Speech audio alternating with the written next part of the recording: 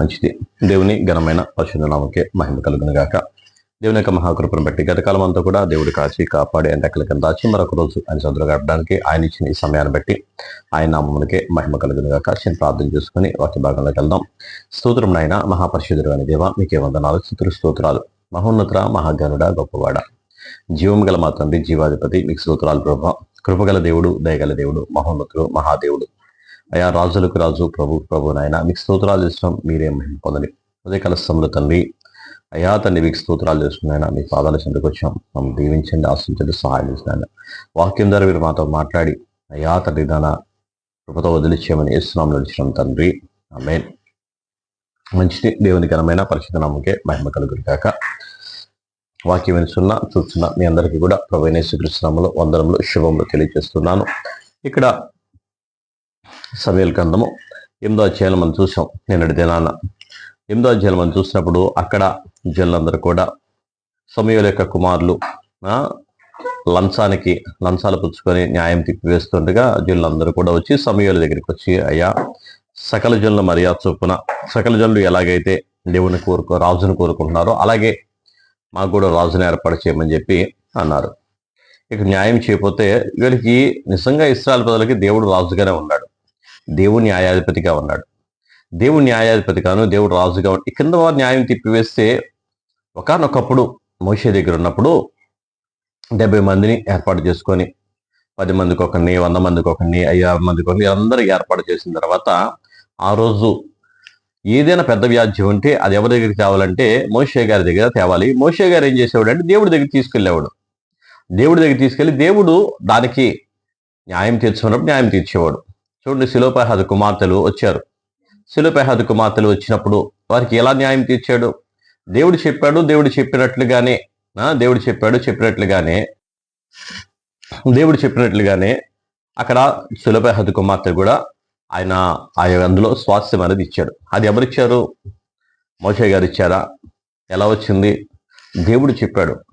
అలాగే అడుగుపెట్టి ప్రతి స్థలాన్ని కూడా ఇస్తానని చెప్పేసి అడుగుపెట్టిన ప్రతి స్థలాన్ని కూడా ఇవ్వమని నిండు మనసుతో కాలేబు నన్ను నిండు మనసుతో వెంబడించాడు కాబట్టి కాలేబుకి అడుగుపెట్టి స్థలం ఇవ్వమని చెప్పేసి మోషేకి దేవుడు చెప్పాడు. దేవుడు చెప్పినట్టుగానే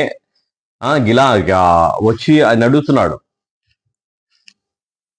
దేవుడు చెప్పినట్లుగానే మాట్లాడితే దేవుడు ఉన్నాడు, దేవుడు వారికి న్యాయం చేస్తే, కానీ దేవుడితో సంబంధం లేకుండానే, దేవుడితో వీరు బంధం లేకుండానే వారు కొనసాగిస్తున్నారు. వీళ్ళు వచ్చారు, ఇప్పుడు మాకు రాజుని ఏర్పాటు చేయమని చెప్పని అంటున్నాడు.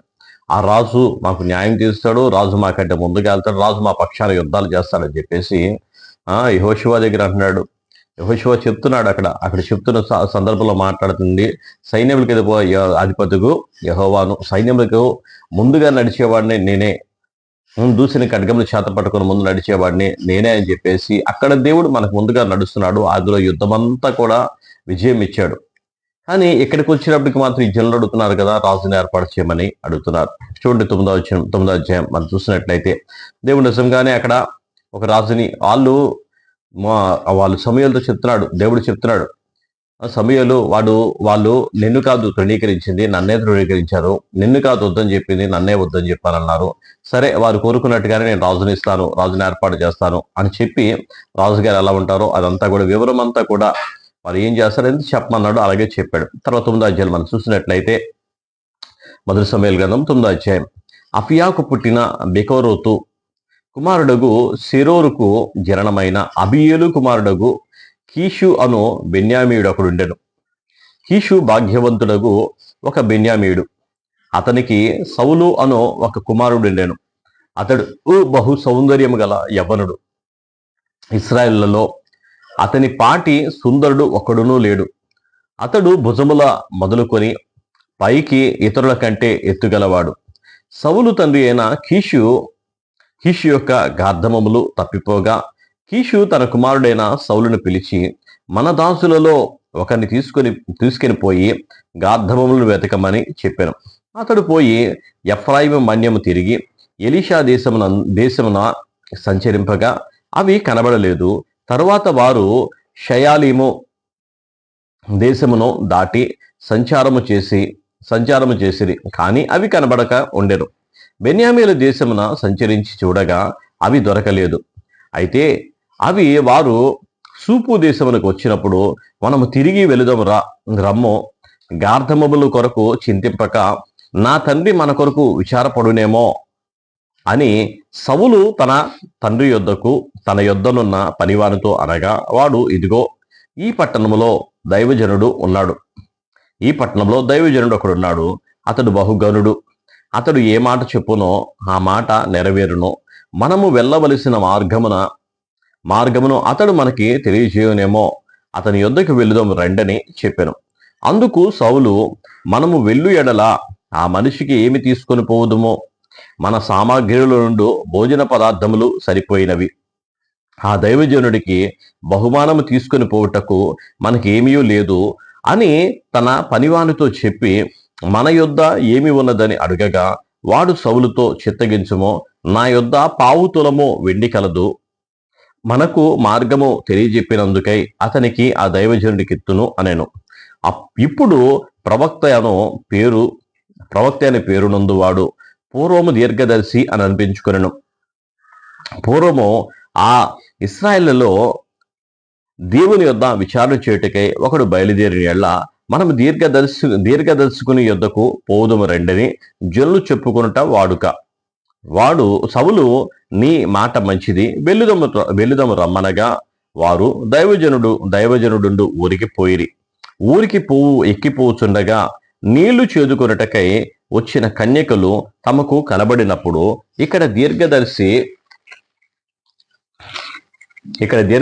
ఉన్నాడా అని అడిగిరి. అందుకు వారు, ఇదిగో అతడు మీ ఎదుట ఉన్నాడు, త్వరగా పోయి కలుసుకునండి, ఈ దినముననే అతడు ఈ ఊరికి వచ్చెను, నేడు ఉన్నత స్థలముల యందు జనులకు బలి జరుగును గనుక ఊరిలోనికి మీరు పోయిన క్షణమందే అతడు భోజనము చేయుటకు ఉన్నత స్థలమునకు వెళ్ళక మునిపే మీరు అతన్ని కనుగొందురు. అతడు రాక మునుపు జనులు భోజనం చేయరు, అతడు బలిని ఆశీర్వదించిన తరువాత పిలువబడిన వారు భోజనం చేయుదురు, మీరు ఎక్కిపోండి, అతని చూసుటకు ఇదే సమయమని చెప్పిరి. వారు ఊరిలోనికి రాగా ఉన్నత స్థలమునకు పోవుచున్న సమూయేలు వారికి ఎదుట పడెను. హల్లెలూయా. చూడండి, దేవుడు రాజుని ఏర్పాటు చేశాడు. ఇప్పుడు ఈ రాజు ఎలా ఉన్నాడంటే, ఆ జనులలో బాగా మంచి సంపన్నుని కుమారుడు, మంచి ధనవంతుడైన వారి కుమారుడు. అలాగే అతడు అందరిలో కల్లా కూడా మంచి సౌందర్యం గలవాడు, మంచి అందగాడు. అలాగే అందరికంటే కూడా బాగా ఉన్నతమైన వాడు, బాగా మంచి శరీర సౌష్ఠ్యం కలిగిన వాడు, అలాగే మంచి అందరికంటే ఎత్తరి. ఇప్పుడు మనుషులకి ఎవరు కావాలి? మనుషులు జనరల్గా మనం చూసామనుకో, ఎవరు గొప్పవారు ఎంచుతామంటే బాగా లావుగా ఉండి, బాగా హైట్గా ఉండి, బాగా డబ్బుండి, బాగా ఉన్నతంగా ఉంటే ఆహా ఇది చాలా గొప్పవారని చెప్పేసి ఎంచుతాం. అంటే మనుషుల చూపులు ఎప్పుడు కూడా అలాంటి వారి మీదే ఉంటాయి. వాళ్ళైతే ఏదైనా చేయగలుగుతారని చెప్పి ఆశ ఉంటుంది, కానీ దేవుడి మీద ఆశ ఉండదు. దేవుడు అందుకనే సౌలును చూపించి, ఇలాంటి వాడైతే ఈ జనులకు సరిపోతాడు, వాళ్ళ చూపులకైతే బాగానే ఉన్నాడు, కానీ సౌలు హృదయం దగ్గరికి వచ్చినప్పుడు మాత్రం చాలా దేవునికి దూరంగా ఉండేవాడు. సరే, ముందు అధ్యాయాలు మనం చూసినట్లయితే సౌలు యొక్క విషయం అర్థమవుతుంది. సౌలు చూపుకు బాగానే ఉండేవాడు, చూపుకు బాగుండొచ్చు, కానీ హృదయం బాగాలేకపోతే దేవుడికి కావలసిన హృదయం, దేవునికి కావలసిన ఆత్మ గనక దేవుని సమీపంగా లేకపోయినా, ఆ హృదయం గనక నిర్దోషంగా లేకపోయినా అదంతా వ్యర్థం. రాతి హృదయం పెట్టుకొని దేవుని వెంబడిస్తున్నాడు, దానివల్ల ప్రయోజనం లేదు. దేవుడు ఇప్పుడు సౌలు దగ్గరికి వచ్చి సమూయేలు దగ్గర, ఆ సౌలు దగ్గర పనివాడి దగ్గర ఏదో పావుతలు విండన ఉందేమో కానీ, మరి అంత ధనవంతుడే, అంత గుణవంతుడే, అంత ఉన్నా సరే ఆయన దగ్గర కొద్ది కూడా ఏమి లేదు. దీర్ఘదర్శి దగ్గరికి వెళ్దామన్నప్పుడు ఏమన్నా ఆయన దగ్గరికి వెళ్ళినప్పుడు ఏమన్నా ఇవ్వాలి కదా కానుకగా అంటే, ఆ కానుక కూడా దాని దగ్గర పనివాడు ఇచ్చాడు, కానీ ఆయన దగ్గర ఏమీ లేదు. అటువంటి వ్యక్తి సౌలు గారు. సరే, తర్వాత 15వ వచనంలో సౌలు అచ్చటికి రేపు వచ్చునని యెహోవా సమూయేలుకు తెలియజేశాను. ఎట్లనగా, నా జనుల మొర నా యొద్దకు వచ్చెను, నేను వారిని దృష్టించి ఉన్నాను. కాగా ఫిలిష్తీయుల చేతిలో నుండి నా జనులను విడిపించుటకై నా జనులైన ఇశ్రాయేలు మీద వాణ్ణి అధికారిగా అభిషేకించుటకు రేపు ఈ వేళకు నేను బెన్యామీను దేశంలో నుండి ఒక మనిషిని నీ యొద్దకు రప్పించుదును. సౌలు సమూయేలునకు కనబడగానే యెహోవా ఇతడే నేను నీతో చెప్పిన మనిషి, ఇదిగో ఇతడే నా జనులను ఏలునని అతనితో సెలవిచ్చాను. సౌలు గవినియందు సమూయేలును కలుసుకొని, దీర్ఘదర్శి ఇల్లు ఏది, దయచేసి నాతో చెప్పమని అడగగా, సమూయేలు సౌలుతో, నేనే దీర్ఘదర్శిని, ఉన్నతమైన స్థలమునకు నాకు ముందు వెలుడి, నేడు మీరు నాతో కూడా భోజనం చేయవలను, రేపు నీ మనసులో ఉన్న మాట అంతయు నీకు తెలియజేసి నిన్ను వెల్లనిచ్చేదను. 3 దినముల కిందట తప్పిపోయిన నీ గార్ధవముల గురించి విచారపడకము, అవి దొరికినవి. ఇశ్రాయేలు అభీష్టమో ఎవరి యందున్నది, నీ యందును నీ తండ్రి ఇంటి వారి యందును ఉన్నది గదా అనెను. అందుకు సౌలు, నేను బెన్యామీనును కానా, నా గోత్రము ఇశ్రాయేలు గోత్రములలో స్వల్పమైనది కాదా, నా ఇంటి వారు బెన్యామీను గోత్రపు ఇంటివారిలో అల్పులైన వారు కారా, నాతో ఇలాగూ ఎందుకు పలుకుచున్నావు అనెను. అయితే సమూయేలు సౌలును అతని పనివాణ్ణి భోజనపు శాలలోనికి తోడుకొని పోయి, పిలవబడిన దాదాపు 30 మందిలో ప్రధాన స్థలమందు వారిని కూర్చుండబెట్టి, వచనకర్తతో నేను నీ దగ్గర నుంచమని చెప్పి నీ చేతికి ఇచ్చిన భాగమును తీసుకొని రమ్మనగా, వచనకర్త జబ్బను దాని మీద ఉన్న దానిని తీసుకొని వచ్చి సౌలు ఎదుట ఉంచగా, సమూయేలు సౌలుతో ఇట్లనెను, చూడుమో, మనము కలుసుకున్న కాలముకై దాచి ఉంచబడిన దానిని నీకు పెట్టి ఉన్నాడు. జనులను పిలిచితిని నేను వచనకర్తతో చెప్పినప్పుడు, ఇది నీ కొరకు ఉంచవలసినదని చెప్పి తిని. ఆ దినమున సౌలు సమూయేలుతో కూడా భోజనం చేసెను. పట్టణస్థులు ఉన్నతమైన స్థలం మీద ఉండి దిగుచుండగా, సమూయేలు సౌలుతో మిద్దె మీద మాట్లాడుచుండెను. మరునాడు తెల్లవారునప్పుడు సమూయేలు మిద్దె మీద నున్న సౌలును పిలిచి, నేను నిన్ను సాగనంపుటకే లెమ్ము అని చెప్పగా సౌలు లేచెను. తరువాత వారిద్దరూ బయలుదేరి ఊరి చివరకు వచ్చుచుండగా, సమూయేలు సౌలుతో, మనకంటే ముందుగా వెళ్ళమని ఈ పనివారితో చెప్పుము, దేవుడు సెలవిచ్చినది నేను నీకు తెలియచెప్పు వరకు నీవు ఇక్కడ నిలిచి ఉండమని అనెను. అంతటా వాడు వెళ్ళెను. అతని దగ్గర పనివాడిని ముందు పంపించాడు.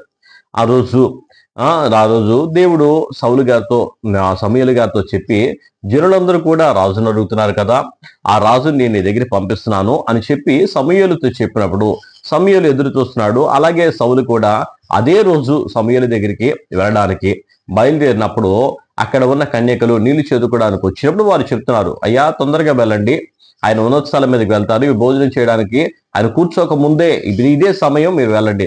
జనులందరూ కూడా ఆయన వెళ్లకుండా భోజనం చేయరు, ఆయన ప్రార్థన చేయకుండా భోజనం చేయరు. ఇప్పుడు ఆయన ప్రార్థన చేయడానికి ఇంకా వెళ్ళలేదు, ఆయన ఇక్కడే ఉన్నాడు, మీరు తొందరగా వెళ్తే ఆయన కలుసుకుంటారు అని చెప్పి అక్కడ ఉన్న కన్యకలు చెప్పారు. చెప్పిన రీతిగానే వీళ్ళు త్వరపడి ఆయన దగ్గరికి వెళ్ళినప్పుడు అప్పటికే దేవుడు సమూయేలుతో చెప్తున్నాడు, ఇదిగో సౌలు అనే ఒక మనుషుడు వస్తున్నాడు, అతను కీషు కుమారుడు, అతను నేను ఏర్పాటు చేసుకున్నాను, అతని ఇశ్రాయేలు రాజుగా నేను నియమిస్తున్నాను అని చెప్పి అన్నప్పుడు, అలాగే సౌలు సమూయేలుని కలవగానే సమూయేలు ఆయన్ని దగ్గర తీసుకొని భోజనం చేద్దామని చెప్పేసి ఆయన కోసం ఏర్పాటు చేసిన ఒక జబ్బను పక్కన పెట్టి, వచనకర్త అంటే వడ్డన వడ్డించే అతను అనమాట. ఆయన వంటశాలలో వంట పని చేస్తూ వడ్డను వడ్డించే అతను తీసుకొచ్చి దాన్ని ఆహారంగా పెట్టి, ఇప్పుడు సమూయేలు చెప్తూ ఉన్నాడు అనమాట, నిన్ను దేవుడు రాజుగా ఏర్పాటు చేసుకున్నాడు, ఇశ్రాయేలు ప్రజలందరికీ నిన్ను దేవుడు రాజుగా నియమిస్తున్నాడంటే, అయ్యా నేను బెన్యామీనుని కానా, నా గోత్రం అంతలో కల స్వల్పమైనది కాదా, నా గోత్రంలో నేను అంత గనుడను కాదు కదా అని చెప్పి అంటే, దేవుడు ఎవరిని ఎలా ఏర్పాటు చేసుకుంటాడో ఎవరికీ తెలియదు. దేవుని యొక్క ఉద్దేశం వేరు, దేవుని యొక్క ఆలోచన వేరు. దేవుని యొక్క ఉద్దేశ ప్రకారం, దేవుని ఆలోచన ప్రకారం మనం వెళ్ళాలి తప్ప మన ఆలోచన, మన గొప్పతనం, మన తెలివి ఏమి కూడా మనలో ఏం లేదు, ఆయన కృప తప్ప. ఆయన కృప మన దగ్గర ఉంటుండగా మనం ఇప్పుడు కూడా ఆయన దయ కింద, ఆయన కృప కింద, ఆయన ఇచ్చిన ఆ గొప్ప భాగ్యాన్ని బట్టి మనం ఇప్పుడు దాన్ని కాపాడుకుంటూ ఉండాలి. ఆయన మనకి అర్హత లేని వారికి అర్హతనిచ్చే దేవుడు, మన యోగ్యత లేని వారికి యోగ్యతనిచ్చే దేవుడు. మనం నశించిపోతున్న స్థితిలో ఉండగా ఆయన మన నిత్య నాశనం వెళ్ళిపోకుండా, నరకానికి వెళ్ళిపోకుండా నిత్య జీవం అవడానికి ఆయనే దిగి వచ్చి మన కోసం ప్రాణం పెట్టిన ఆ దేవుడు మన మీద అంత కృప చూపిస్తున్నాడు. ఇలాగే సౌలు మీద కూడా అలాంటి కృప చూపించి అతని మహారాజుగా ఆయన ఏర్పాటు చేస్తుండగా, మహారాజుగా ఆయన ఇచ్చిన ఆ భాగ్యాన్ని బట్టి సౌలు ఎలా ఉంటాడో తర్వాత అధ్యాయంలో మనం చూద్దాం. అలాగే సమూయేలు సౌలుతో చెప్తున్నాడు అనమాట, రేపు ఉదయాన నువ్వు వెళ్దువు, ఈ పూట భోజనం చేసి ఇక్కడుండు, నీకంటే ముందుగా నీ పనివాడిని పంపించు ఇంటికి అని చెప్పేసి ఆయన చెప్పి ఆ పనివాడిని పంపించాడు. అలాగే సౌలు ఆ రోజు అక్కడ ఉన్నాడు. దేవుడి మాటలు దీవించి ఆశ్రయించును గాక, దేవుని కృపతోడే ఉండి నడిపించును గాక. ప్రార్థన చేసుకుందాం. స్తోత్రం నాయన, మహాపరిశుద్ధుడైన దేవ, మీకే వందనాలు, స్తోత్రాలు. మహోన్నతుడు, మహాగరుడు, మహాదేవుడు, గొప్పవాడు నాయన, మీకు స్తోత్రం నాయన. నీకు నాయన అసాధ్యమైనది, నీకు మరుగైనది ప్రభా. నీ ప్రజల మీద నాయన, అయా తండ్రి నాయన, మీ యొక్క ఆలోచనలన్నీ కూడా నాయన గొప్పవి తండ్రి. మీకు స్తోత్రం నాయన. మీరే మహిమ పొందండి, దీవించండి, ఆశించండి, సహాయం చేసి నడిపించి ప్రభువా తండ్రి మీకు స్తోత్రం నాయన. వాక్యమైన దేవుడి నాన్న, వాక్యం ద్వారా మీరు మాతో మాట్లాడి మీ జ్ఞానంతో మీ ఆత్మతో మమ్మల్ని నింపి నడిపించి సహాయం తెచ్చామని వాక్యం వినుసున్న చూస్తున్న ప్రతి బిడ్డ మీద మీ కృప, మీ దయ ఉంచుకొని యేసు నామములో అడుగుచున్నాం తండ్రి, ఆమేన్. అందరికీ కూడా ప్రభువైన యేసు క్రీస్తులో వందనములు.